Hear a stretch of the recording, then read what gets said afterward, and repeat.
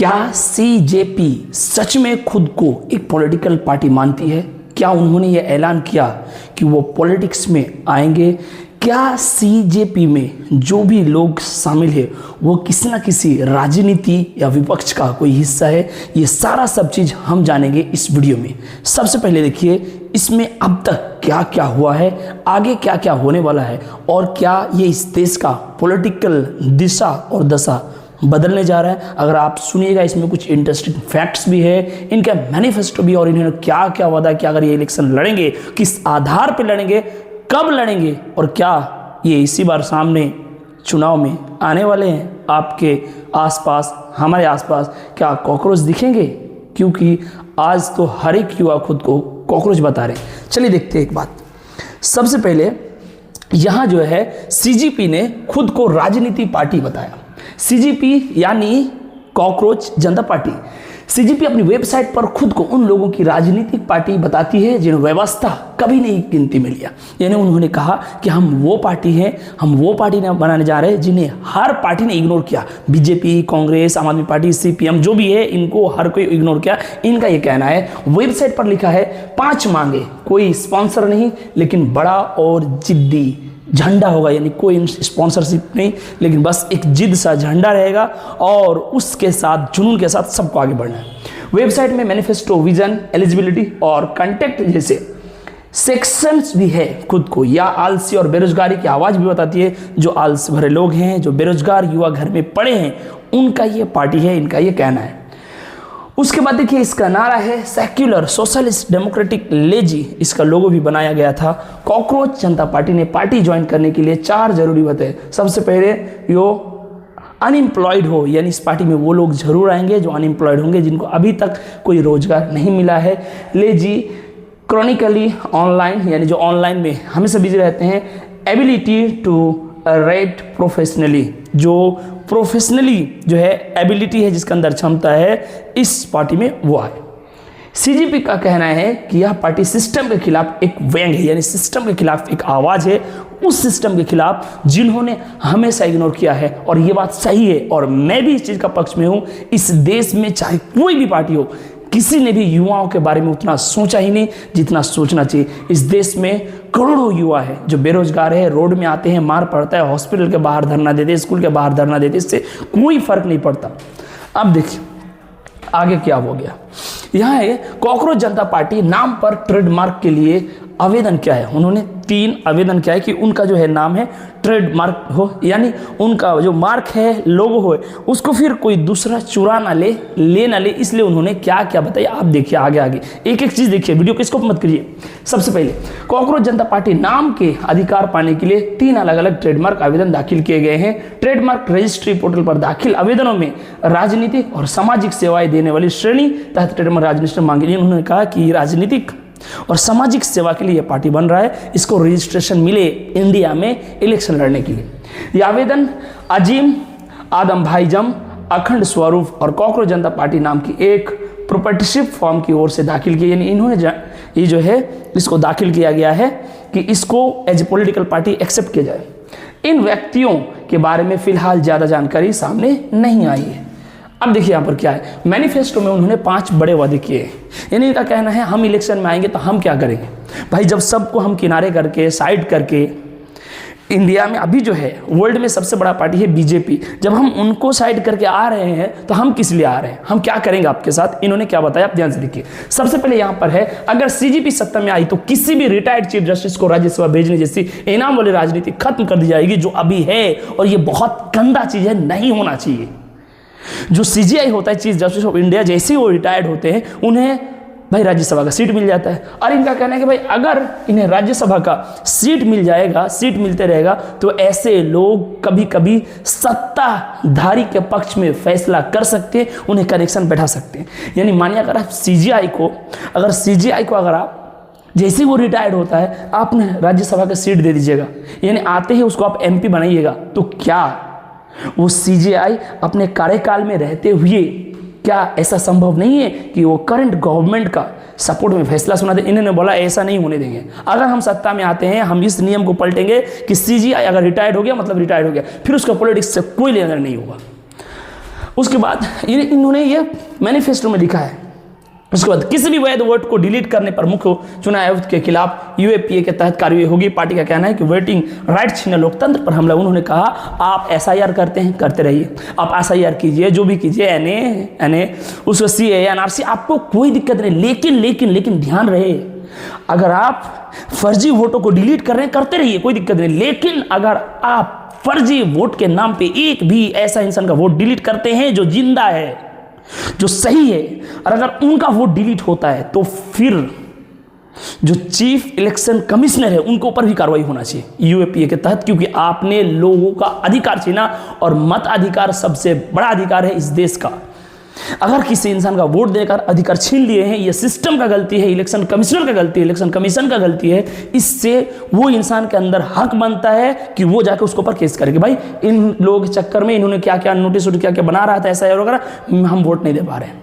अच्छी बात है भाई, बहुत अच्छा बात है भाई, आप सिस्टम को क्लियर कर रहे हैं, साफ कर रहे हैं, ऐसा यार अब जो कर रहे हैं स्पेशल इंटेंसिव रिवीजन करते रहे, कोई दिक्कत नहीं है। लेकिन कोई एक ऐसा इंसान जो जिंदा है, जो अभी मारा नहीं है, जो सच में इस देश का नागरिक है, अगर उसका मताधिकार किस तरीके से छीन रहा है, तो इनका कहना है तो फिर उल्टा भी इलेक्शन कमिश्नर के ऊपर केस किया जा सकता है। अच्छी बात है भाई। फिर महिलाओं को सिर्फ 33% नहीं, बोला 33% चिल्ला रहे हैं ना, 33%, पार्लियामेंट में 33% वोमेन होना चाहिए, वोमेन रिजर्वेशन। हम 50% बात करेंगे, 33% क्यों, 50% महिलाएं होनी चाहिए संसद के अंदर। भाई क्या यार गजब का मैनिफेस्टो है कि सारा पॉलिटिकल प्लेट परेशान है भाई, क्या मतलब कुछ भी ऐसे तो सब हिल जाएगा। उन्होंने बोला नहीं 33 नहीं 50 आरक्षण दिया जाएगा। यह आरक्षण संसद से लेकर कैबिनेट तक लागू होगा, यानी संसद से लेकर कैबिनेट का मिनिस्ट्री लेवल तक, यानी मिनिस्टर्स भी जो बनाए जा रहे हैं भाई सरकार गठन के बाद, कि कितने मिनिस्टर हैं उनमें भी 50% महिला होना चाहिए।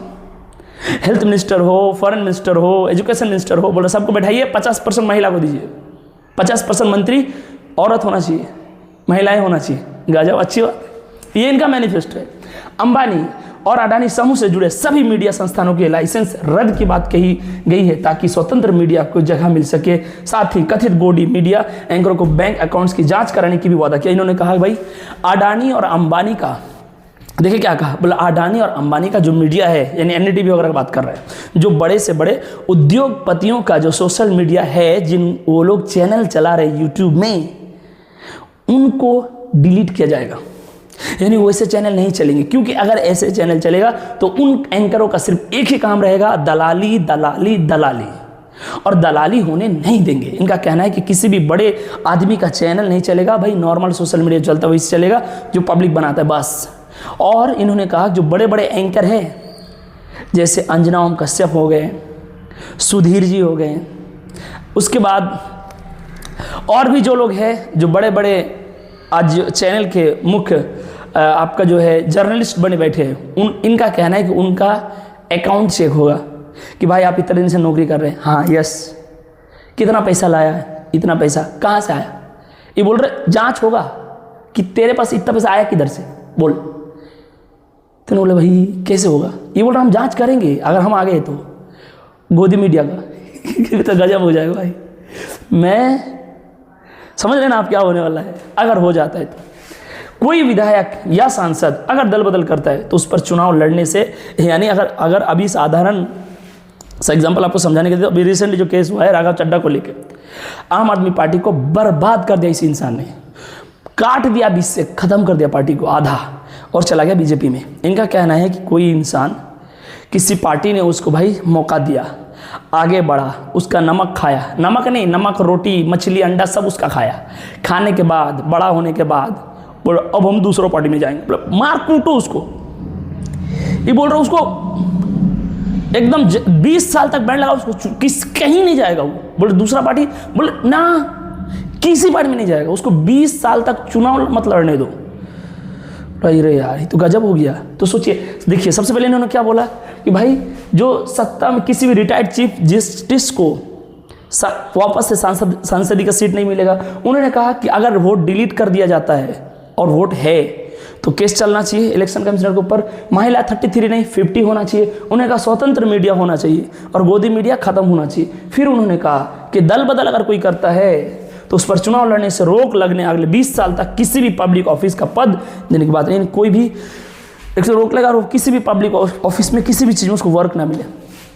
उसके बाद फिर देखिए, अगर बात करें हम तो ये जो है अब तूल पकड़ा हुआ है, यानी हर एक सोशल मीडिया पे आप देखिए, फेसबुक, एक्स, इंस्टाग्राम, 20 मिलियन से ज़्यादा फॉलोअर हो चुके भाई, 20 मिलियन। हाँ, हम मानते हैं मोदी जी का 100 मिलियन है, लेकिन कब से है, और ये 10 दिन भी नहीं हुआ अभी, और 20 मिलियन से ज़्यादा फॉलोअर होना बहुत बड़ी बात होती है। बहुत सारे लोग बोल रहे हैं क्या ऑनलाइन में चुनाव लड़ेंगे? भाई नहीं लड़ेंगे ऑनलाइन में चुनाव, मुझे पता है, लेकिन ऑनलाइन से ही आजकल, ऑनलाइन जो अपने आप में एक दुनिया है, वहाँ से एक बड़ा रिवोल्यूशन शुरू हो सकता है। अब देखिए कि ये बात है कि भाई इन्हें इतना ज़्यादा क्रेज कैसे मिल रहा है, क्यों ट्रेंडिंग में आ गया, कारण क्या है? तो इसका मैं आपको कुछ मुख्य कारण बता रहा हूँ। सबसे पहले, युवाओं को पसंद आ रही है कॉकरोच जनता पार्टी। सोशल मीडिया पर यूथ कनेक्शन, सोशल मीडिया में जो यूथ जुड़े हुए हैं, नौजवान, उनका जो कनेक्शन है भर भर के दिख रहा है। भाई सिस्टम से सब परेशान है यार, इस देश का वकील परेशान है, डॉक्टर परेशान है, बेरोजगार युवा परेशान है, टीचर परेशान है। खुश कौन है इनसे? कोई खुश नहीं है, यही लोग खुश है आपस में, नेता सब, बस कोई खुश नहीं है इन लोगों से, तो परेशान है। तो भाई आप अब बोलिएगा भाई परेशान है कैसे पता चल? पता ही चल रहा है ना, 2 करोड़ फॉलोअर हो रहा है, 20 मिलियन, कितना दिन में? 5-7 दिन में। तो अब समझ रहे कितने लोग इनसे परेशान हैं। फिर भी कुछ अभी भी कुछ लोग इसको चाटने में लगे हुए हैं और इसको भी क्लियरिफाई कर रहे हैं कि नहीं ऐसा कुछ नहीं, बस हो रहा है, फॉलोअर ये कर रहा है, पाकिस्तान से कर रहा है, बांग्लादेश से कर रहा है। भाई अब तो सच बोलो यार, उस दिन सच बोलोगे क्या जिस दिन आग फूंक दिया जाएगा ऑफिस में? सच बोलो। तो सोशल मीडिया पर कॉकरोच जनता पार्टी का कंटेंट खास तौर पर युवाओं को ध्यान में रखकर बनाया गया है। पार्टी ने इन इमोजी चैलेंज चलाया है, जिसमें लोगों ने अपने आप को social media bio cockroach emoji, यानी उन्होंने कहा कि भाई सब भी अपना बायो में कॉकरोच लगाओ कि मैं भी कॉकरोच।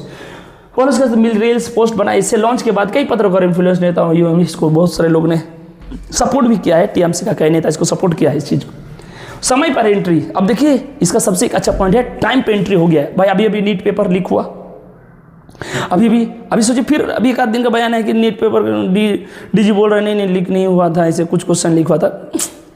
क्या करेगा ये चुट्टा सब, इतना भाई हो गया है, शर्म कर लेना चाहिए। नहीं मान रहा है, बोले नहीं। अभी आजकल का बात है। तब सोचिए समय पर एंट्री हो गई इस पार्टी का। अभी नीट पेपर लीक हुआ, पेट्रोल डीजल महंगा, हार्मोन्स, ये वो एकदम घुस गया भाई। युवा का जो एकदम था जोश, एकदम से भाई कोई मिले एकदम बगल में आए, सब पार्टी जो हमारा बात करे मिली है, जुड़ी है सब।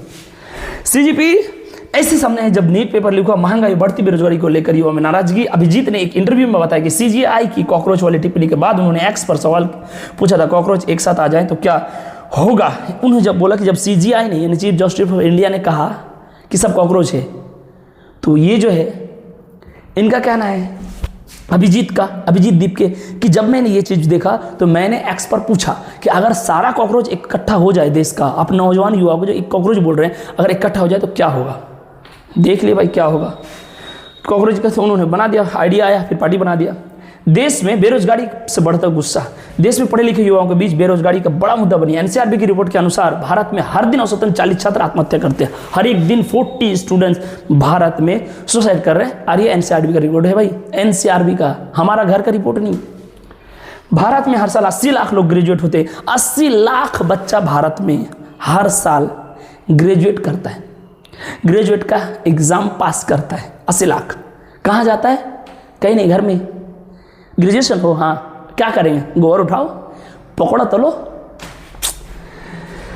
अजीम यूनिवर्सिटी से 2026 के मेटा अमेजन जैसी बड़ी कंपनियां लोगों को नौकरी से निकाला। आपको पता होगा शायद, फेसबुक का भी जो सीईओ है, उन्होंने कुछ दिन पहले कुछ लोगों को, लगभग 10 से 8,000 लोगों को उन्होंने निकाल दिया अपना नौकरी से। 8,000 लोगों को, बहुत बड़ा होता है, सोचिए 80,000 एम्प्लॉई है, 8,000 को निकाल दिया, 10% लगभग।